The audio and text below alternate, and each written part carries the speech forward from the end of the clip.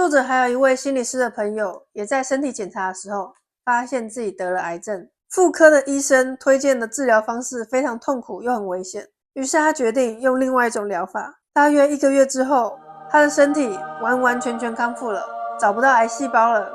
Hello， 你好，我是 BB， 今天想跟大家繼續介紹這本書《潛意識的力量》。這本書是由潛意識大師 Joseph Murphy 所寫的。我在上一支影片中已經有介紹潛意識的基本應用，今天就來講一下潛意識在健康方面的應用吧。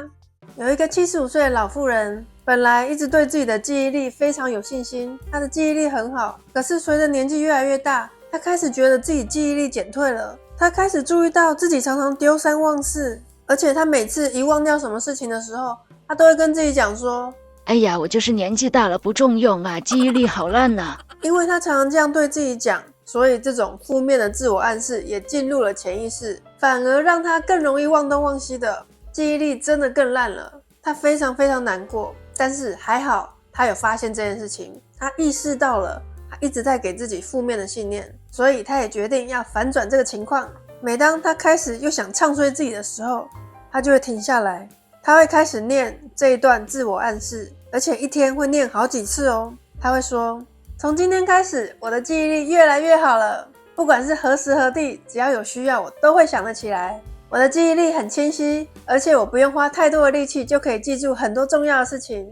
當我需要回想起任何事情的時候，那一件事情就會出現在我的心中，讓我知道我每天都在進步中，所以很快的，我的記憶力會比我年輕時候來得還好哦。他每天都會念這一段話好幾次，提醒自己，讓自己不要再唱衰自己了。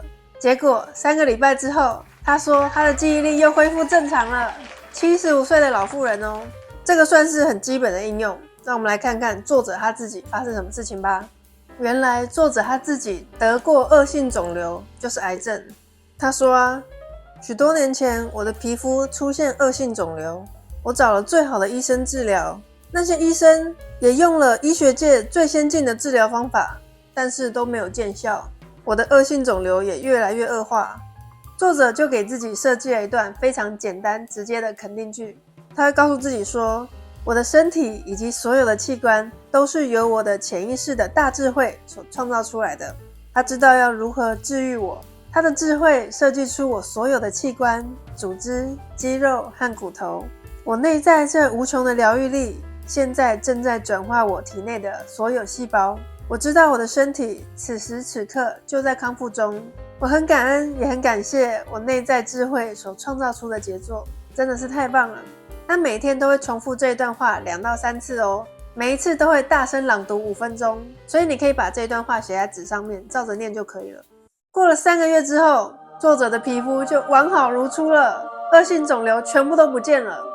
他說我的醫生覺得非常不可思議，但是只有我知道發生了什麼事情，因為我給我的潛意識完美完整的思維模式。這些新的思維模式把我原有的負面意象跟思考模式通通從我的潛意識中趕了出去。身體不會自己出毛病，除非你的內心早就已經有了相應的心理模式。只要改變心態，不斷的讓自己心中充滿正面的自我肯定的想法，你就能夠改變身體。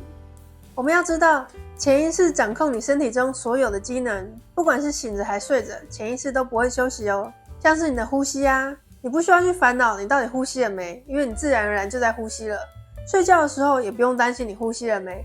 心跳也是啊，也是由潛意識控制的。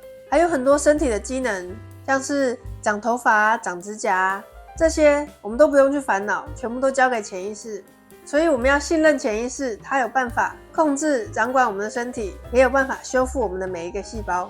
要信任潛意識，你要把潛意識當作是開飛機的機師。你在坐飛機的時候，你不可能会跑到機長室去說：你到底有沒有開飛機啊？你看那邊有一朵雲啊，那邊有一隻小鳥啊，有亂流啊！你不可能去鬧機長室吧？你一定是很安心的坐在自己的位置上看電影啊、睡覺啊。你不會懷疑說他現在是不是在跟空姐開 party， 沒有在開飛機？你不會這樣想啊，就把飛機的事情交給機長處理了，对不對？我們对潛意識的信任，就是要像我們對機長這麼信任一樣，而且還要更信任。作者還有一位心理師的朋友，也在身體檢查的時候發現自己得了癌症。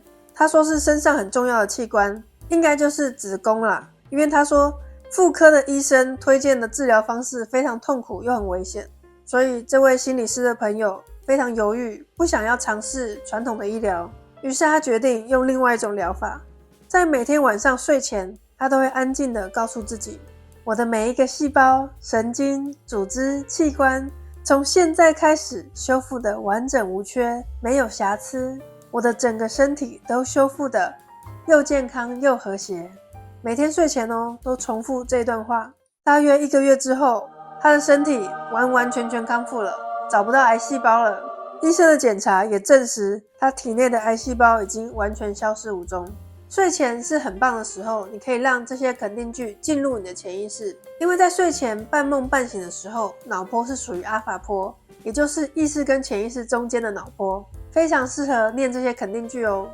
這邊要補充一下，常見的腦波有4種，貝塔波是平常醒着的時候的腦波，阿法波是介於醒着和睡着中間，也是意識和潛意識的橋梁，θ塔波和 delta 波是在睡眠的時候會產生的夢境或是無意識的狀態，也是深層的潛意識。我們要好好善用阿法波段哦。還有一個小訣竅，就是在你的肯定句裡面不要提到你的病的名字哦，你不要說你得了什麼什麼癌症，你希望可以治好它，不要提到那個病，因為當你提起它的時候，你就再一次肯定這個病的存在了嘛。所以不要提到病的名字，就是一直專注在最完美、最健康的狀態了。你看我剛才念的這些肯定句裡面都沒有提到任何病的名字，作者也是這樣講，就是如果你常常跟別人聊到你自己的病，那你就再一次肯定這個病的存在了嘛，所以不要提到它。你的肯定句裡面也不要提到它，就是專注在最完美、最健康的狀態就可以了。世界各地都有很多聖殿或是聖地，像是一些有名的教堂啊，或者是聖地啊，很多信眾都會去這些地方祈禱自己的身體變好，祈禱自己的怪病痊癒。像是在法國西南部的盧德，就是世界最有名的聖殿之一。其中有一個非常神奇的案例，就是有一個失明的老太太。那位老太太原本的视神經已經完全萎縮了，很多醫生都已經鑑定她的視神經已經沒有用了，眼睛已經完全瞎掉了。可是她到了盧德治療之後，她竟然恢復視力了。不只是一位醫生檢查她的眼睛，其他的醫生幫她檢查眼睛，證實了他的視覺機能已經完全恢復正常了，就跟一般人的眼睛一樣了。為什麼這些聖地可以創造這些奇蹟呢？是因為這個聖地真的很神聖嗎？還是信眾的信念呢？其實答案很明顯了，信眾自己的信念創造了奇蹟。大家對這個地方很有信心，你相信什麼就得到什麼，你相信自己會治好，你就治好了。而這些聖地跟聖殿只是把那個遺失已久的信心提出來的一個契機而已。有一天呢，有一個人來找作者，那個人得到了功能性麻痹，他沒有辦法自由的行走，就是他想要動，可是身體沒辦法動，他想要走路，身體沒辦法走，身體有點不聽使喚。作者就教他可以躺在床上去想象自己在走路的畫面，想象自己在辦公室裡面走來走去，摸摸桌子啊，接接電話啊，寫寫字啊，就去想一些當他健康的時候在辦公室裡面會做的事情，讓這些畫面被潛意識所接收。那個學生也真的很認真，就是全心全意的在想象這些畫面。他做這個視覺化練習好幾個禮拜哦。結果有一天呢，他一個人在家的時候，電話突然響起來，那個電話離他的床有3-4公尺之遠哦。可是他就突然站起來走路去接電話了，瞬間他的腦性麻痹都消失了，他就這樣不藥而癒了，真的很厲害。其實在秘密電影裡面也有一個很類似的故事，就是有一個人他好像是飛機失事，可是他沒有死哦，他只是全身都傷得很嚴重，躺在床上都不能動。他每天躺在床上沒事幹，就一直想象自己可以走路的畫面，就是想象自己的右手在動啊，左手在动啊，右腳在动啊，左腳在動啊，這樣子想象自己动來动去在走路。不知道過了多久之後，他是真的可以走了，這也真的是很大的奇蹟。接下來要進入今天的壓軸了。接下來這個故事是發生在作者的親戚上哦。這位親戚住在澳洲，我們就先叫他 Michael 好了。Michael 得了肺結核，肺部的狀況非常糟糕。你要知道，在100年前，肺結核是非常可怕的病，幾乎是沒有任何治療方式。得到肺結核之後，只能在家裡隔離自己，痛苦的等死的感覺。Michael 的兒子決心要幫父親康復。有一天，他兒子回到家，就很開心的跟他爸爸講說，爸，我最近認識了一位從歐洲來的道士。那位道士呢，雲遊四海，而且他去很多聖殿聖地，那些聖地都可以治好很多人奇怪的病。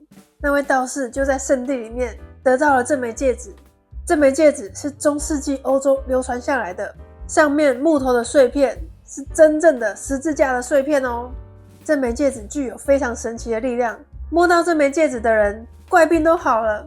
我跟那個道士聊一聊我就拜託請他借我這枚戒指1天就好，我給他$500，結果他真的願意借給我，就是這枚戒指。你看中間的木頭碎片是真正十字架的碎片哦，上面有耶穌的血跡哦。他爸爸一聽完，馬上把戒指搶了過來。哦，這枚戒指中世紀歐洲的嗎？有耶穌的血跡嗎？就把它緊緊的握在胸前，口中念念有詞，一直在禱告，不停的禱告。耶穌基督，拜託你拯救我吧，讓我的肺結核好起來吧。就一直握在胸前，念念有詞，一直禱告，然後就去睡覺了。結果隔天起床，肺結核全部都好了，所有的檢測都是陰性的，真的一點肺結核的跡象都沒有了。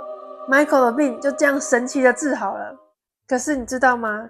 其實這枚戒指根本就不是歐洲來的，也沒有十字架的碎片，沒有耶穌的血跡。Michael 的兒子瞎掰了這整篇故事，也沒有歐洲來的道士。他兒子只是去銀樓買了一個很舊的戒指，然後摻了一些木頭在上面，編了整個故事，就是為了讓爸爸有信念可以治好自己。有很多人對自己沒有信心，可是對別人或是对物品就很有信心。